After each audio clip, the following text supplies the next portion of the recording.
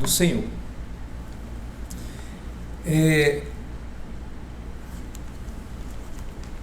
Como hoje o tema, ele segue-me, eu busquei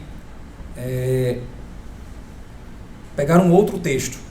Não foi o texto que o pastor leu aqui. E aí eu peguei um outro texto que fala sobre essa questão, sobre seguir ao Senhor. Então eu queria orar nesse momento. Vamos ficar de pé para a gente orar ao Senhor, podermos estar juntos meditando na Santa Palavra. Oremos. Senhor Deus, Pai Santo e Misericordioso, nesse momento te peço, Pai, Tua bondade, Tua graça, Tua misericórdia sobre nós. Nos ajuda, Senhor, a meditarmos na Tua Santa Palavra, Pai. Fala aos corações, me usa conforme a Tua vontade, Senhor, não a partir de minha sabedoria, mas a partir do Teu Espírito, Pai. Quebra os corações, transforma as vidas, e que o Senhor venha, Pai, a falar, que nós possamos sair daqui diferentes de quando chegamos, Pai. Sairmos realmente transformados pelo Senhor. Obrigado por Tua bondade e graça. Obrigado por estar aqui com os irmãos. Obrigado, Senhor Deus, pela oportunidade de servi-los. É isso que te peço e agradeço, em nome de Jesus. Amém. Bem, podemos sentar. Meus irmãos, as redes sociais, elas normalizaram a ideia de seguidor. Essa palavra seguidor, ela não era tão utilizada no passado quanto está sendo utilizada nos dias de hoje. E ao mesmo tempo que essa palavra começou a ser utilizada, ela também foi redefinida. O conceito dela também começou a ser redefinido. Na história humana, nós observamos que grandes personalidades surgiram, pesquisadores, pensadores, e cada uma dessas grandes personalidades tinha os seus seguidores, os seus discípulos, aquelas pessoas que se consideravam seguidoras daqueles grandes homens da história.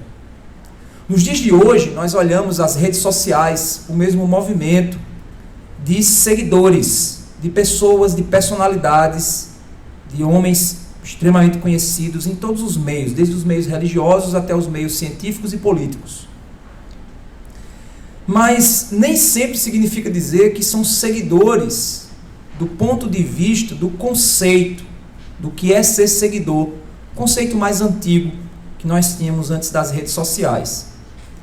As redes sociais criaram uma ideia de que seguir alguém é ver as ideias dessa pessoa, curtir, comentar, até compartilhar, curtir os pensamentos, mas que na realidade isso não significa assumir um compromisso, de fato, com aquela pessoa, como sendo você um seguidor dela.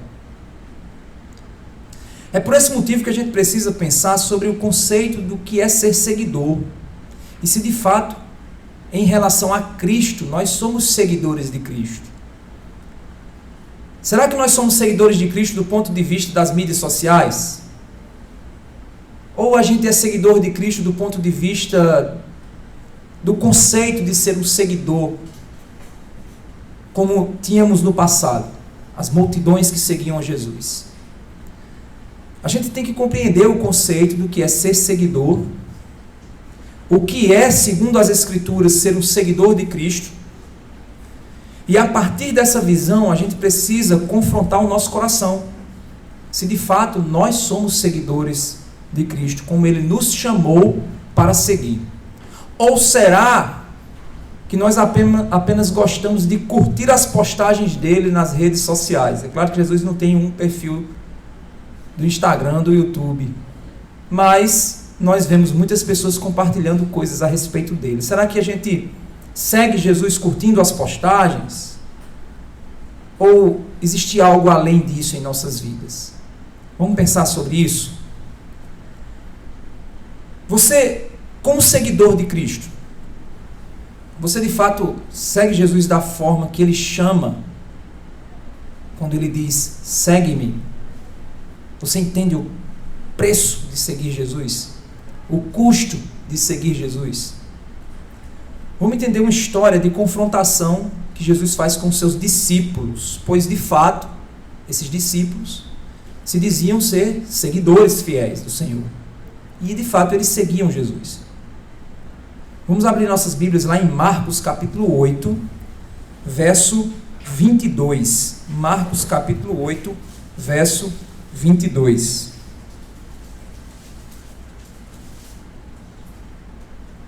Vamos entender o contexto.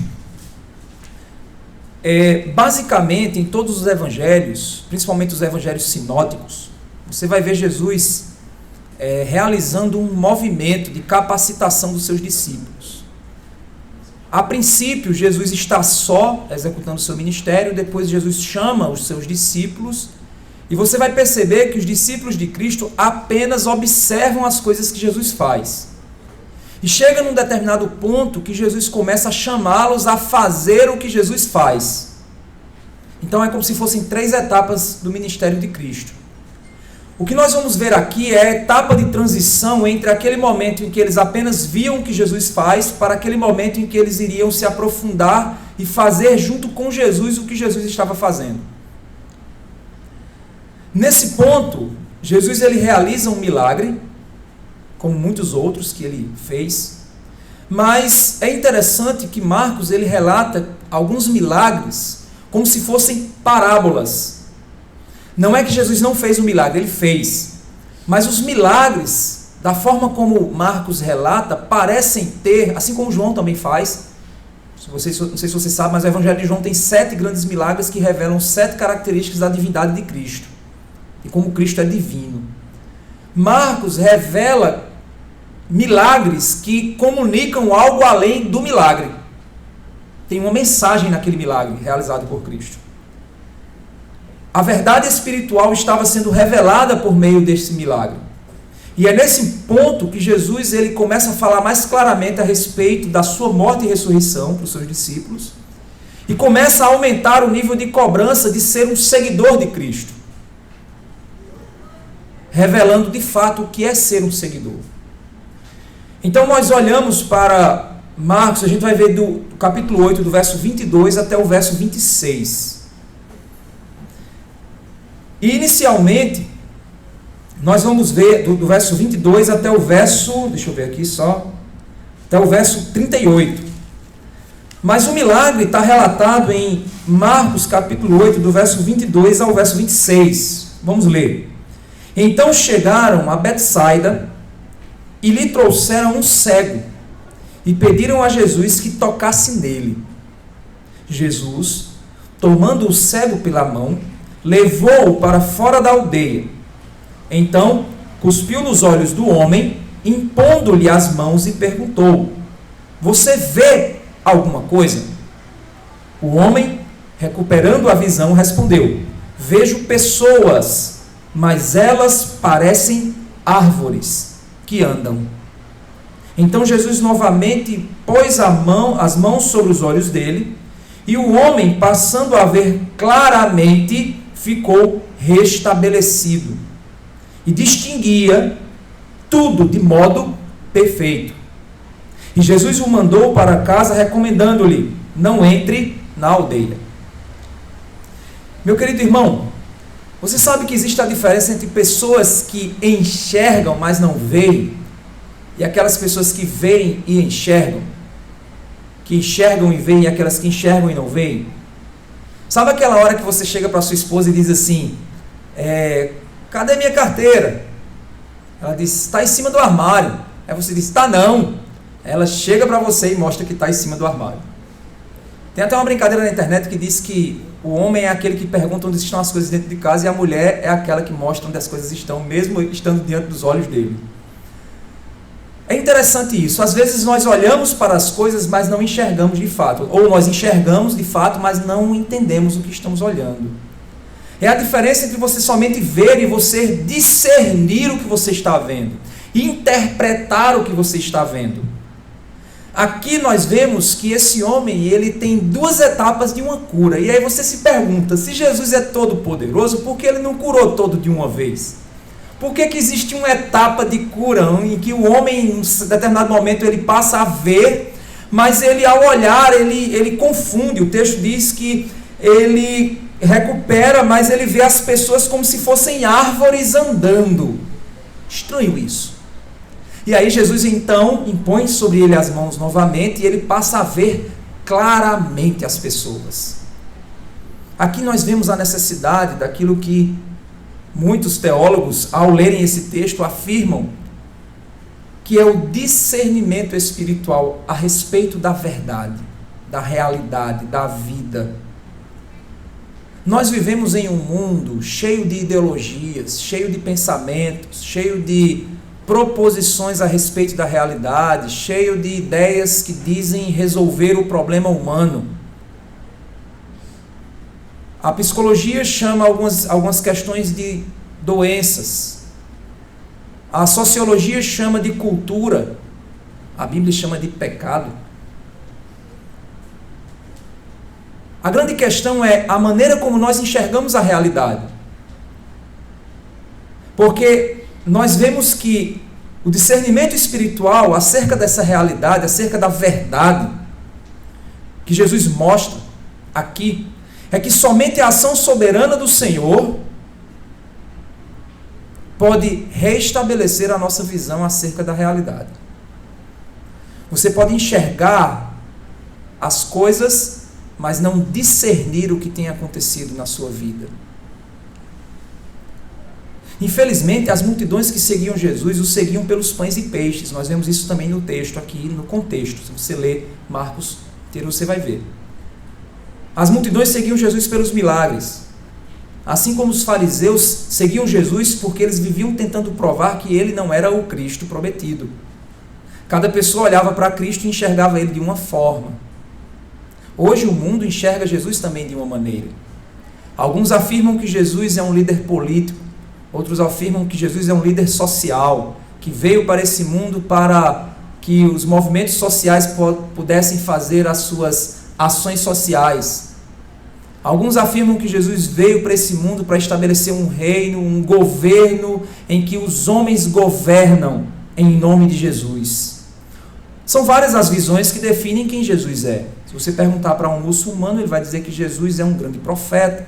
Se você perguntar para um historiador, vai dizer que Jesus é uma grande figura histórica.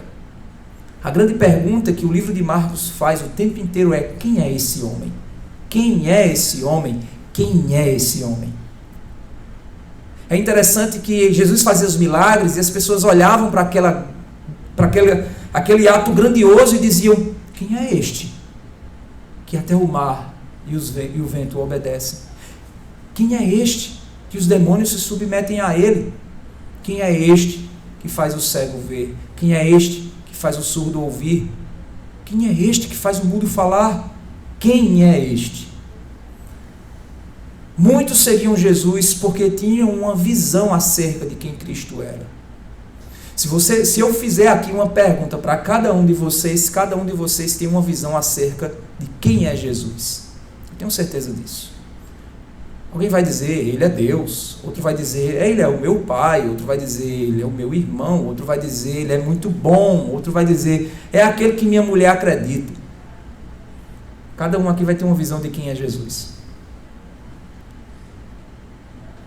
Eram muitos os que seguiam Jesus, com os mais diversos motivos. Muitos deles enxergavam, mas não viam de fato a verdade diante de seus olhos. É nesse milagre que nós entendemos que Deus nos convida a dar mais um passo. Somente Deus é capaz de curar os nossos olhos espirituais. E você? Se alguém te perguntar quem é Jesus, o que você vai dizer? Se você ainda não vê claramente quem é Jesus e a importância que ele tem na sua vida, para você, você precisa dar mais um passo. Você precisa pedir que o Senhor imponha as mãos novamente sobre você, para que você possa enxergar com clareza. E não ver mais os homens como árvores, mas ver claramente o reino de Deus. Você está disposto a dar um passo assim hoje?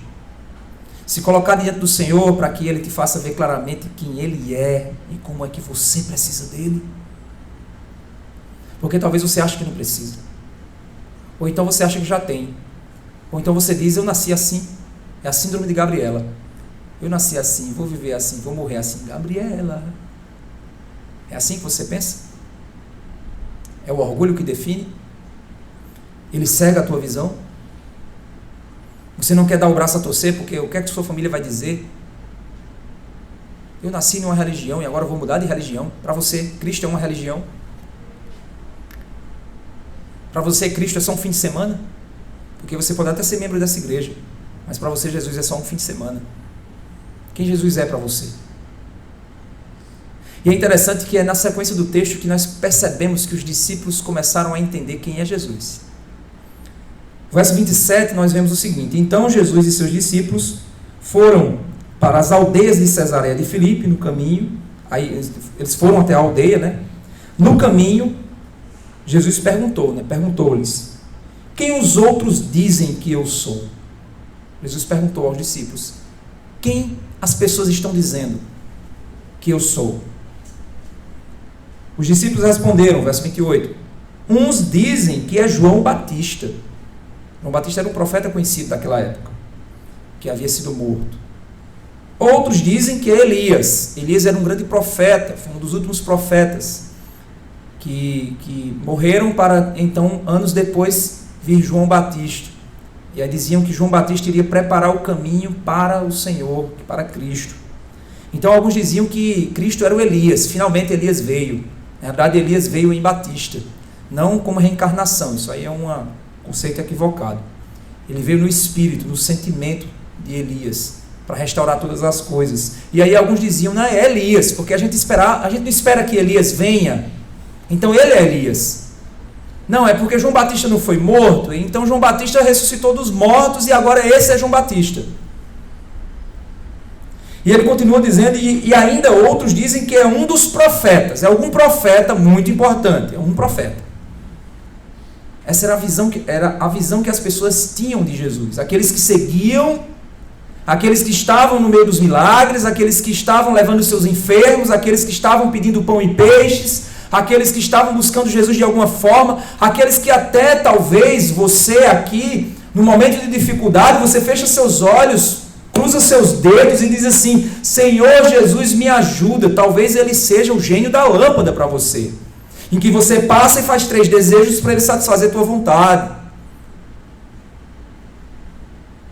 A grande questão é, se nós perguntarmos quem é Jesus, o que você diria? Aqui nós vemos as pessoas dizendo várias definições de quem é Jesus. Verso 29, então Jesus perguntou, Jesus se virou para os seus discípulos, para aqueles que de fato seguiam a Jesus e que deveriam segui-lo, não como aqueles que curtem as postagens de Jesus, compartilham textos que eles acham legais, ou pegam folhetos e entregam somente porque acham bonito aquela mensagem. Não. Ele pergunta para aqueles que deveriam entender o que é seguir Jesus, seus discípulos. Então Jesus perguntou: e vocês? Quem dizem que eu sou? Lembrando que eles já haviam passado pela fase de serem escolhidos por Jesus, de verem os milagres de Jesus, agora eles estavam sendo preparados para a terceira etapa, mais difícil. A etapa de participarem da vida com Jesus, de modo ativo no seu ministério. Pedro, então, aquele que tomava a frente de todos para fazer as coisas muitas vezes apaixonadas, Pedro disse: o Senhor é o Cristo, o ungido de Deus. Ser o ungido de Deus não é como hoje os pastores dizem: não mexa no ungido de Deus. Não, isso não tem nada a ver. O ungido de Deus era aquele que era esperado por anos pelo povo de Israel, aquele que iria restaurar o reino de Deus, aquele que iria salvar Israel dos seus pecados, aquele que iria estabelecer finalmente o poder de Deus sobre todas as nações. Ele era o ungido de Deus. A vinda do ungido de Deus era Deus decretando o fim e a renovação de todas as coisas. Era o ungido, o Cristo, o servo sofredor, aquele que viria em nome do Senhor. Para você, Jesus é uma figura histórica. Para você, Jesus é apenas um plano de fim de semana. Para você, Jesus é mais uma das religiões que tem, das mais diversas. Quem é Jesus para você? Para Pedro, ele é ungido de Deus. Ele é o único, o princípio e o fim. o Alfa e o Ômega, o Todo-Poderoso, o Filho de Deus, que veio para pagar pelo meu pecado e pelo seu pecado. Esse é o Cristo, o ungido de Deus. Pedro disse: tu és o Cristo, aquele que todos esperavam, a semente da mulher, o descendente de Abraão, a raiz de Davi. Tu és o Cristo, o único.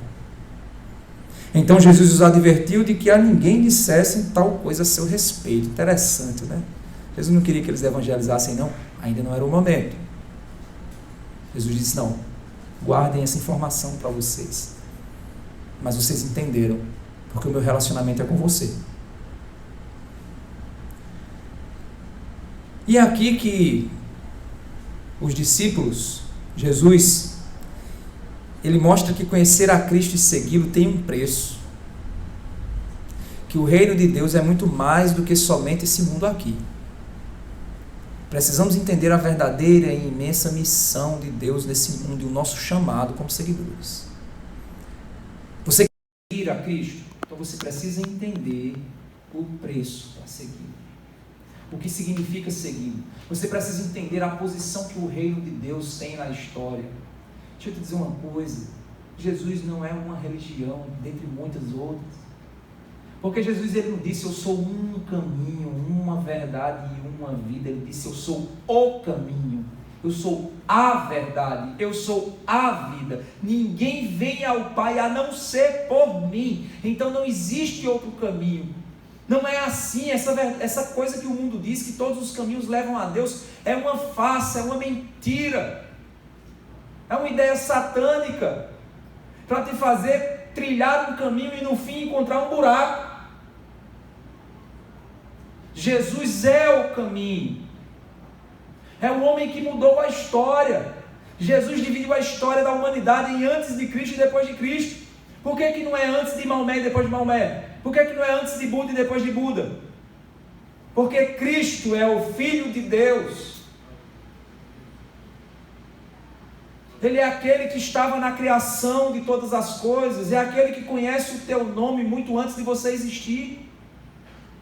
Ele não é uma figura política, ele não é uma figura puramente religiosa, ele não é uma figura puramente histórica, ele é uma figura transcendente, ele é muito maior que a própria história, ele é muito maior que os governos, ele é muito mais poderoso que qualquer homem, que qualquer arma, que qualquer ciência, que qualquer ideologia. Ele é Deus encarnado.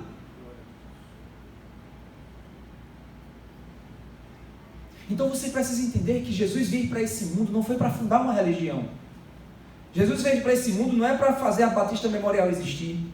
Jesus não veio para esse mundo para te dar uma história de sucesso. Jesus não veio para esse mundo para a consciência cristã existir. Jesus veio para esse mundo para revelar que Ele é o Filho de Deus e nos levar de volta ao Pai, pois nós nos perdemos no Éden. Em Adão nós perdemos. Você está perdido se você não conhece a Cristo. Você está desconectado da vida. Por isso que você sente o vazio do seu coração. Por isso que todo dia você se levanta, dia após dia, você se levanta para trabalhar e parece que a vida é só trabalho, e trabalho, e trabalho, depois velhice, depois morte. Que graça tem! E aí, para esquecer o vazio da vida, você se entrega à droga, você se entrega à farra, você se entrega à bebida, você se entrega ao vício, à pornografia, ao que for, para tentar aliviar a dor existencial de existir como uma criatura sem sentido. Porque Deus criou todas as coisas para a sua glória e nos criou para vivermos nele a vida abundante.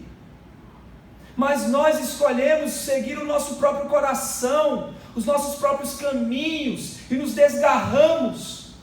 Pecamos contra o Criador, nos revoltamos contra o Deus Todo-Poderoso e dissemos que o nosso caminho era melhor do que o dele. Ensinamos para nós mesmos e para os nossos filhos que existe um caminho melhor do que Deus. E isso tem levado a sociedade à destruição que nós temos visto. A violência só aumenta.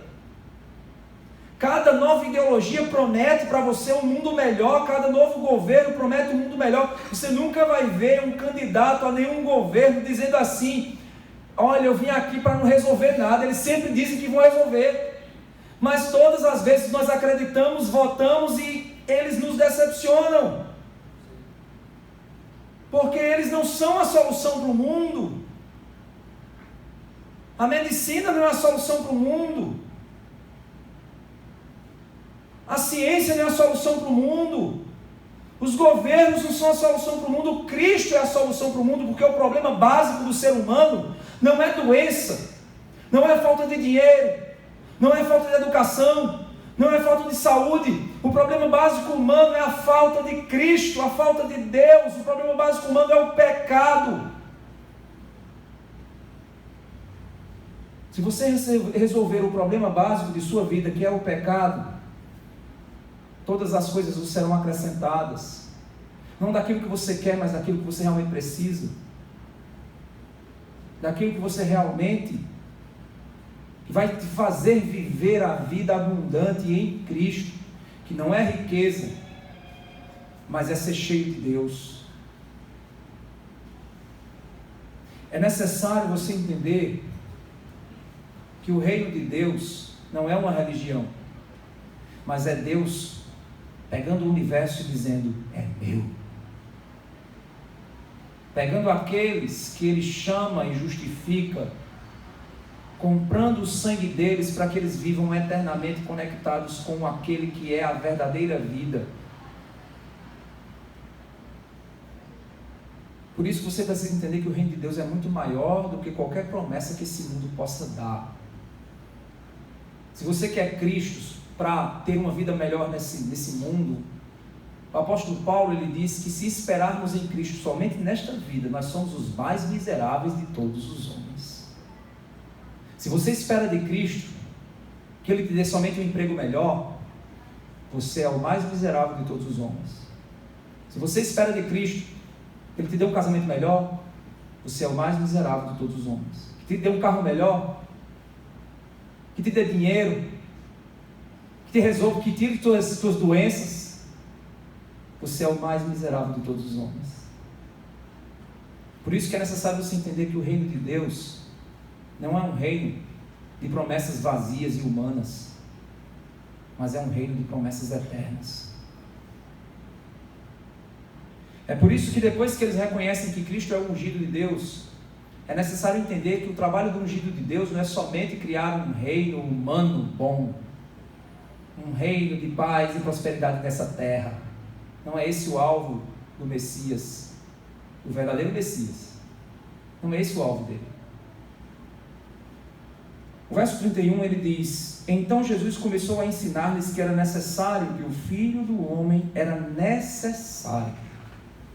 Não era uma opção. Era necessário. Foi para isso que ele veio. Era necessário que o Filho do Homem sofresse muitas coisas, fosse rejeitado pelos anciãos, pelos principais sacerdotes e pelos escribas, fosse morto e que depois de 3 dias ressuscitasse. Era necessário que ele derramasse o seu sangue na cruz, para que eu e você pudesse ter esperança. Era necessário. Então ele não veio somente para formar uma nova religião. Ele veio porque era necessário que ele pagasse o preço do meu pecado e do seu pecado. Porque o reino de Deus é muito mais do que templos religiosos. O reino de Deus começa e termina no Filho de Deus e no seu relacionamento com Ele. O que é uma igreja de Cristo? É a reunião dos seguidores de Jesus. Por que vocês se reúnem nesse lugar? Porque os seguidores de Cristo se reúnem aqui. Mas isso não existe por causa do templo. Isso não existe por causa do pastor. Isso não existe por causa de nada disso. Isso existe porque você segue Jesus. Porque o pastor segue Jesus. Porque todos precisam entender que o reino de Deus é muito maior do que qualquer promessa de projeto humano.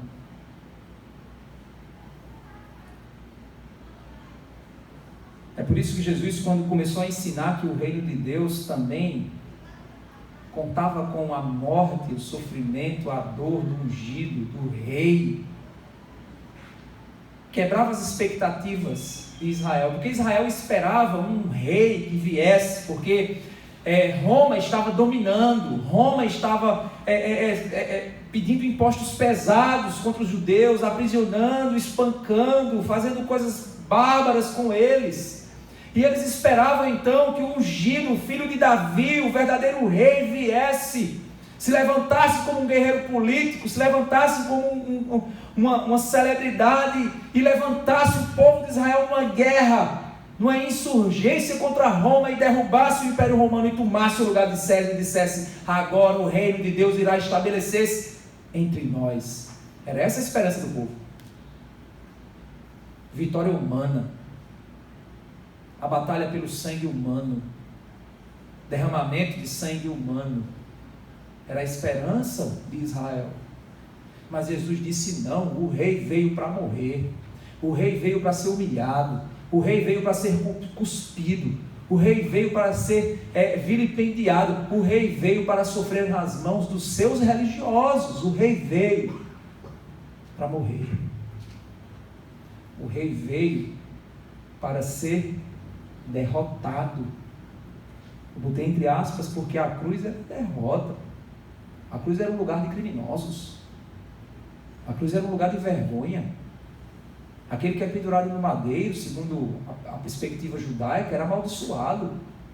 Como é que o meu rei vai ser preso no madeiro? O meu rei vai ser amaldiçoado, o meu rei vai ser envergonhado. Por isso que os judeus, por isso que os romanos, quando Jesus foi crucificado, eles colocaram em cima: eis o rei dos judeus. Olha aí o rei de vocês. Que rei poderoso, cuspido, humilhado, nu. Esse é o rei de vocês. Vocês são muito fracos, vocês não são nada. Olha o rei de vocês, o que é que Roma fez? Quem é o Todo-Poderoso? Roma ou Jeová? Porque o filho dele, olha aqui a condição que ele está. É esse o poder que vocês creem?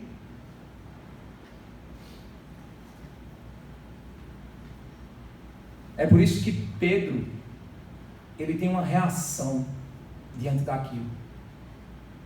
Verso 32. E isto ele expunha claramente.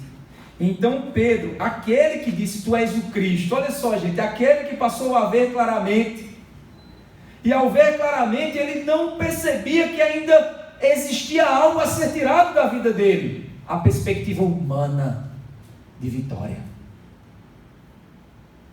precisava ser arrancado dele.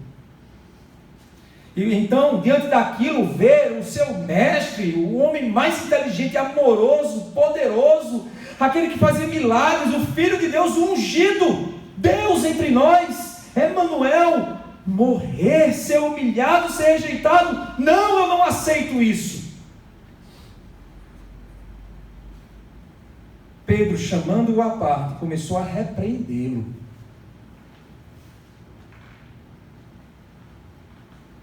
Jesus, voltando-se e vendo os seus discípulos, repreendeu Pedro e disse: saia da minha frente, Satanás. Adversário, a palavra Satanás significa adversário, aquele que se opõe, o opositor, o contrário, o que tenta derrubar, o que tenta vencer. Sai da minha frente, Satanás. Você disse: Pedro virou Satanás? Não, ele estava sendo usado por ele. Porque Cristo é 100% Deus, mas 100% homem também. No Getsemane ele disse: Pai, afasta de mim esse cálice, mas seja feito a tua vontade. Cristo estava com medo. O lado humano de Cristo estava com medo da dor, do desprezo do Pai, da cruz, do cálice da ira de Deus derramado sobre ele, com o teu pecado, com o meu pecado. Satanás então estava mais uma vez tentando a Cristo aqui, assim como ele tentou no deserto, dizendo: se tu és filho de Deus, transforma essa pedra em pães. Se tu és filho de Deus, atira-te lá embaixo. Se tu és filho de Deus, se ajoelha e me adora, que eu vou te dar todos os reinos, pois são meus. Os reinos dos homens são meus, as vitórias dos homens são minhas. O pensamento dos homens, as ideologias humanas, as confianças políticas que os homens têm são minhas. ajoelha e me adora, que tudo isso te darei. E nesse momento Jesus então foi tentado mais uma vez, só que agora através do coração do seu discípulo amado, aquele que havia entendido que Jesus é o Cristo, aquele que havia entendido que Ele é o Filho de Deus, mas aquele que não estava entendendo a missão que o ungido de Deus tem. E muitos crentes hoje vivem dentro das igrejas e não entendem a missão que foram chamados para viver. Eles acham que Jesus ele veio ao mundo para dar a eles uma vida melhor, para dar a eles bonança, para dar a eles a ausência de tribulação, para dar a eles o céu na terra. Não! Essas pessoas até conseguem enxergar que Jesus é o Cristo, mas elas não conseguem ver claramente, elas não têm discernimento espiritual para entender a missão real do Filho de Deus. E aqueles que seguem a Cristo não seguem somente por Ele ser ungido, mas seguem por Ele ser aquele que morreu na cruz e ressuscitou para que nós vivêssemos a vida dele em nós. Pois não vivo mais eu, mas Cristo vive em mim. A vida que eu vivo na carne, vivo pela fé no Filho de Deus que me amou e morreu por mim. Esse é o segundo passo.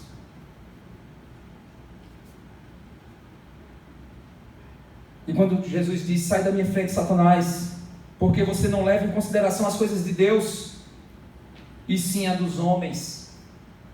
Você usa a mentalidade humana, Satanás. Você usa as paixões humanas, Satanás. Você usa as ideologias humanas para prometer vitória, para prometer. Aí você vê evangelho da prosperidade, evangelho do coach, evangelho disso e daquilo. Você vê tudo isso, promessas vazias, de reino na terra, de emoções na terra, de sentimentos na terra, de tudo aquilo que hoje você vê sendo prometido. Mas Jesus diz: o meu reino não é desse mundo.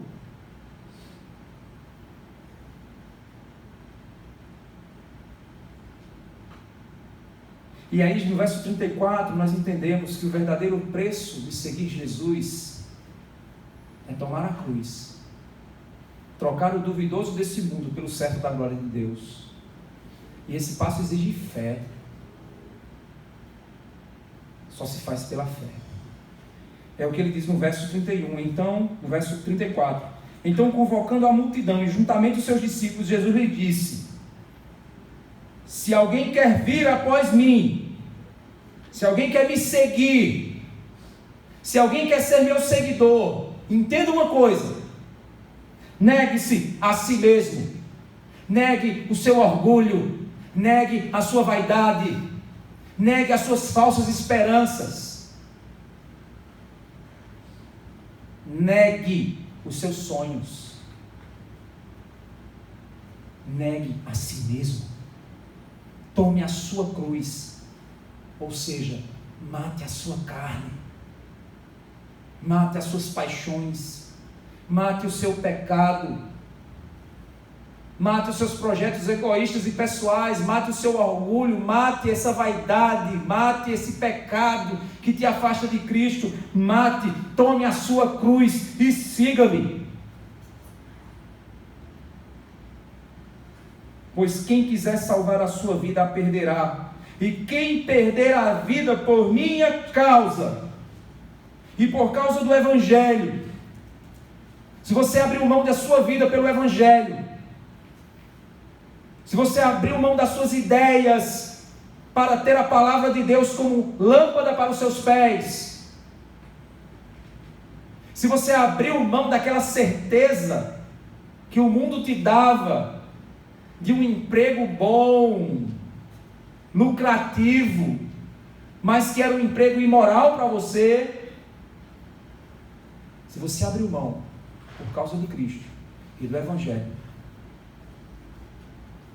você está seguindo Jesus, pois ele diz: esse a salvará.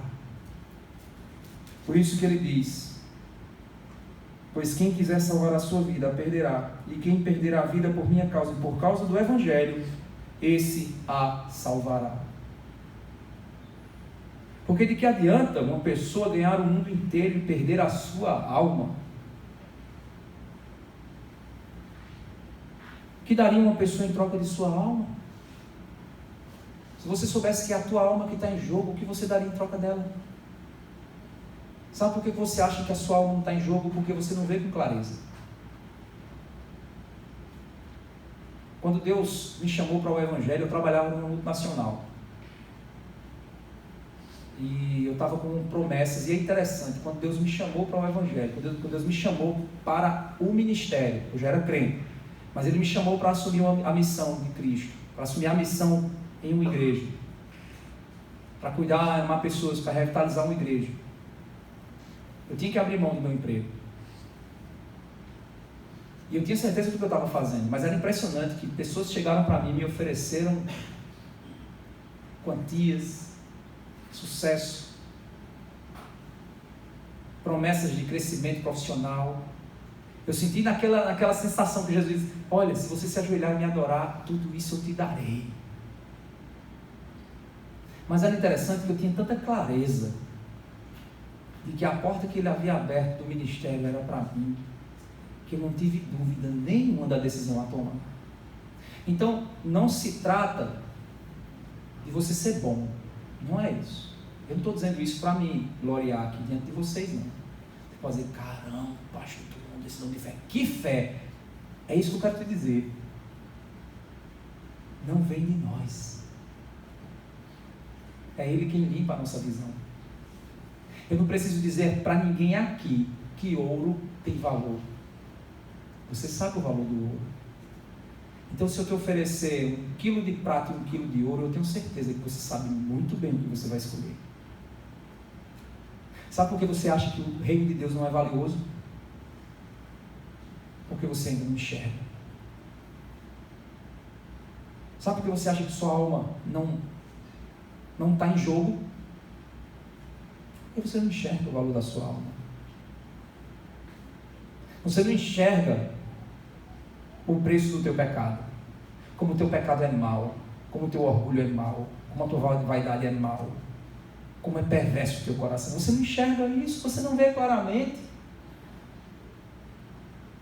Tem um sermão muito conhecido de Jonathan Edwards, que era um sermão, de um grande teólogo, que era pecadores nas mãos de um Deus irado. E tem uma passagem, uma parte que foi a parte em que as pessoas começaram a ficar desesperadas para serem salvas, quando ele diz assim: vocês sabem que a distância entre vocês e o inferno eterno é uma lâmina finíssima que está sobre o chão escaldante e que tem a espessura de uma teia de aranha e que está faltando pouco para vocês caírem lá e não haverá mais volta, porque a tua ofensa e o teu pecado são grandes demais. Mas sabe por que você não enxerga? Porque é necessário você ser levado até aquele que cura, aquele que abre os olhos aos cegos. E se você foi trazido aqui hoje, foi tua esposa que te chamou, foi um amigo do trabalho que te chamou, não importa. Mas se você foi trazido aqui, você veio como esse cego, talvez enxergando só uma parte, mas você não entende que o Senhor quer te curar e te fazer enxergar plenamente o valor da tua alma, quão terrível é o teu pecado e quão precioso é o Filho de Deus. O que daria uma pessoa em troca de sua alma? Deus deu em troca da tua alma o Filho dele. E se você olhar para esse presente e disser: não preciso, será que a ira de Deus não cairá sobre você? Com toda convicção, cairá. E eu não quero estar nesse lugar. Eu não quero estar no seu lugar. Quando Deus olhar e disser: eu te entreguei um preço muito alto, meu filho, e você simplesmente olhou e disse que não precisava, que ele era apenas uma religião, que ele era apenas mais uma das igrejas desse mundo, que ele é apenas uma ideia, que ele é apenas um homem. Verso 38, pois quem nessa geração adúltera e pecadora se envergonhar de mim, das minhas palavras, e também o Filho do Homem se envergonhará dele, quando vier na glória do seu Pai com os santos anjos, ele vai voltar. Meu irmão, se você é um ateu, você vai morrer sem certeza nenhuma. Se você é um crente, você morre com toda certeza. Você quer morrer na incerteza ou você quer morrer na certeza? Porque se eu tiver certo com o que eu estou dizendo aqui, e você não entregar sua vida ao Senhor, você abre mão de um presente maravilhoso, e aí Deus cairá sobre você. Mas se você crê no que eu estou falando aqui, Deus pagou um preço tão grandioso por você. E Ele quer te dar uma nova vida, te tornar nova criatura, te fazer enxergar a verdade que te libertará, não aquela que tem político aí usando para palanque, mas a verdade que liberta a tua alma. Porque o reino de Deus é real. Você pode me chamar de louco. Você pode olhar para aquelas pessoas que estão nas praças lá, dizendo, Jesus está voltando, e dizer, são doidos. Pode até dizer isso, mas ele vai voltar. Sabe por quê? Eu não larguei meu emprego por uma ilusão. Muitos aqui não abriram mão de muitas coisas na sua vida por uma ideia, mas foi por alguém real, que eles podem não ver com seus olhos físicos, mas eles enxergam pela fé. Você quer enxergar também? Hoje, se você quer, vem para Cristo, que Ele vai te fazer ver. E eu tenho certeza. Vou fazer uma pergunta aqui para os que já entregaram sua vida a Jesus. Os que já entregaram a vida a Jesus, eu quero que levante a mão, para não constranger, né? Eu quero que levante a mão quem se arrependeu de ter feito isso. Levanta a mão aí. Eu me arrependi de ter entregue minha vida a Jesus. Não sei para que eu vou fazer isso. Treino ou furado? Ninguém levantou a mão, por que será? Por que não há arrependimento? Quando você descobre o valor que o ouro tem. Ah, se eu tivesse feito isso quando era bem mais jovem, alguns deles eu não teria cometido. Louvado seja Deus que me preservou. E se você está aqui hoje e nunca tomou essa decisão, venha para Cristo. Porque eu tenho certeza que você não vai se arrepender. E não importa onde você está, não importa o que você fez, Ele está aqui para dar a você uma nova vida nele. Amém? Então, só para a gente fechar, para que você possa seguir Jesus, primeiro, você precisa enxergar a verdade diante dos teus olhos. Jesus pode te curar para isso. Segundo, você precisa entender que Jesus é de verdade. Terceiro, você precisa se livrar das visões mundanas de vitória, que não olham para aquilo que é eterno e real, mas olham apenas para a ilusão. Quarto, precisa estar disposto a pagar o preço de negar a si mesmo, tomar a cruz e renascer em Cristo. Amém? Deus abençoe. Estou